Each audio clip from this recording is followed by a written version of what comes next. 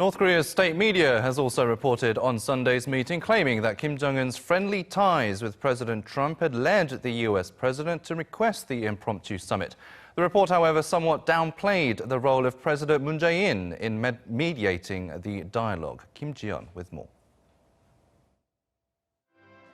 North Korean media reported on the historic meeting between North Korean leader Kim Jong-un and U.S. President Donald Trump at the inter-Korean truce village of Panmunjeom and said that the two leaders have agreed to resume constructive dialogue.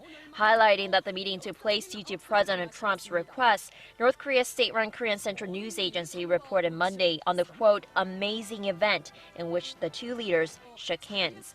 The report said the historic meeting took place at the location that has symbolized the division of the two Koreas and where the armistice agreement was signed in 1953.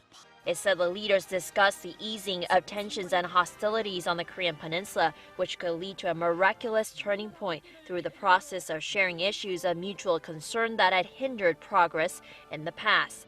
The report also mentioned the impromptu nature of the meeting, quoting Kim, who said his friendly relationship with President Trump had allowed the sudden meetup to take place.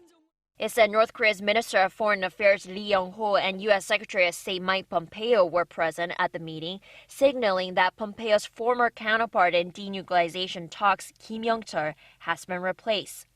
Kim Jong-un was replaced as director of the United Front Department in the reshuffle in April, and according to a South Korean media report, he's been relieved from his duties and subjected to forced labor and ideological education as part of a purge for the deadlock in denuclearization talks in Hanoi.